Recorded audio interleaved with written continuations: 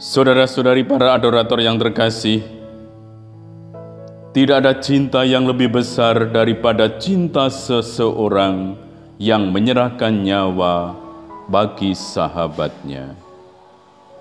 Kalimat ini bukan hanya dikatakan oleh Kristus, tetapi juga dilaksanakannya sendiri. Kristus menyerahkan hidup insaninya kepada Allah Bapa untuk menebus hidup manusia yang kehilangan benih hidup abadinya karena dosa. Kristus menyerahkan hidup insaninya dalam kematian di salib. Justru karena Kristus mencintai hidup manusia dan berkenan untuk menyelamatkannya. Hanya hidup insani Kristus yang mampu menjadi tebusan hidup manusia, karena Kristus adalah Allah yang berkuasa atas hidup. Karena itu, kita diundang untuk memahami betapa besar cinta kasih Allah kepada manusia, sehingga Allah berkenan menyerahkan hidupnya melalui putra tunggalnya, agar manusia dapat hidup kembali setelah jatuh ke dalam dosa. Hanya Allah yang dapat melakukan hal itu. Sekalipun secara duniawi, penyerahan hidup itu tampak dalam kematian.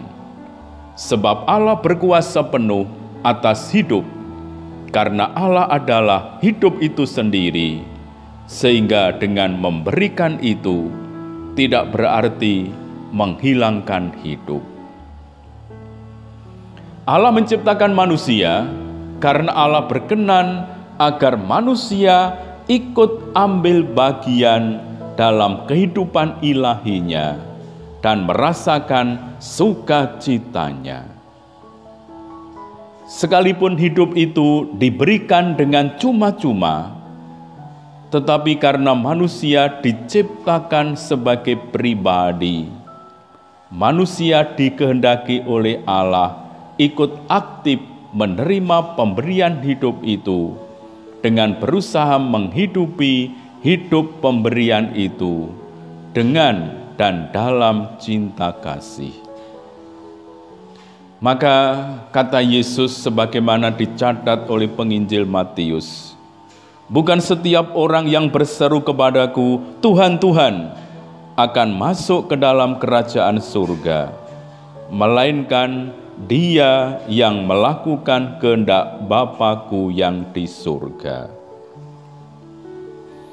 Kristus datang ke dunia untuk memberi kesaksian akan kebenaran Allah. Dan kebenaran itu tidak lain adalah sabda Allah yang akan menghidupkan, menguduskan, memperdamaikan manusia yang mengimaninya dengan Allah Bapa.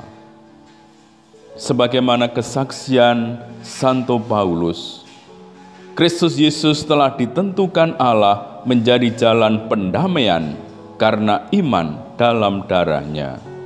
Roma bab 3 ayat 25. Melakukan hukum Taurat semata-mata sebagai usaha manusia untuk memperoleh keselamatan, itu tidak mungkin, karena manusia sudah tidak berdaya karena berada dalam kuasa dosa. Yang dapat menyelamatkan manusia hanya Allah, dan itu terlaksana pada Kristus, Sang Immanuel. Maka memilih iman kepada Kristus itu sama dengan memilih berkat. Dalam kitab Ulangan juga diperlihatkan suatu ajakan bagi umat Israel. Lihatlah, aku menghadapkan kepadamu berkat dan kutuk. Berkat apabila kamu mendengarkan perintah Tuhan Allahmu yang kusampaikan kepadamu pada hari ini. Kitab Ulangan bab 11 ayat 26 sampai 27. Kristus adalah Sang Sabda. Maka para saudara, sadarkah kita bahwa mencintai dan merawat serta menjaga hidup kita dengan sekuat tenaga itu tidak lain daripada mencintai Kristus, mencintai Allah sendiri.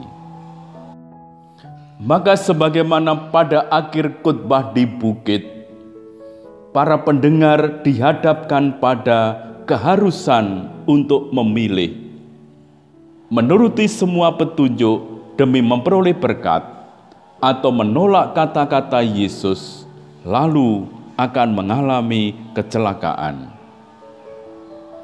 Yang terpenting dari khotbah itu adalah kata melaksanakan, yang dilawan dengan kata tidak melaksanakan. Apa yang perlu dilaksanakan? Semua perkataan Yesus, apa saja yang disampaikannya dalam khotbah di bukit itu. Jadi, nilai manusia tergantung bukan dari hukum Taurat lagi, melainkan dari menuruti perkataan-perkataan Yesus. Seperti lalang di tengah gandum akan tumbuh hingga saat kedatangan Anak Manusia sebagai hakim. Demikian pun rumah orang bijaksana dan orang bodoh akan bertahan hingga saat yang sama juga. Mendirikan rumah adalah masalah kebijaksanaan di bumi ini.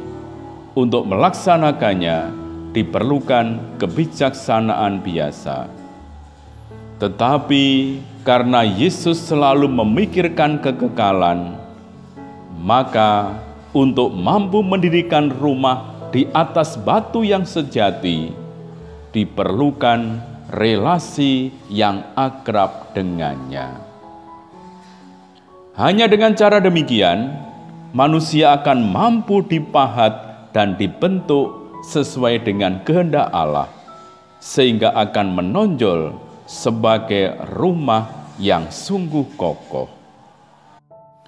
Para adorator yang terkasih, marilah dalam keheningan di hadapan sakramen Maha Kudus, kita terus menimba kekuatan darinya. Kita terus membangun relasi yang akrab dengannya, agar kita sungguh mampu untuk melaksanakan perintahnya, mampu untuk membangun dan mendirikan rumah di atas dasar yang kokoh, yakni sabda Tuhan sendiri.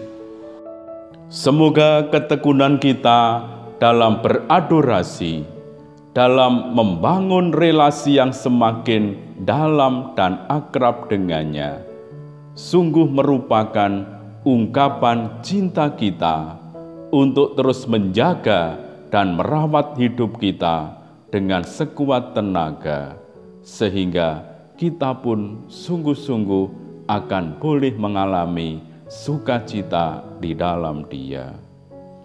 Kemuliaan kepada Bapa dan Putra dan Roh Kudus, seperti pada permulaan, sekarang, selalu, dan sepanjang segala abad. Amin. Berkat Tuhan menyertai kita. Amin.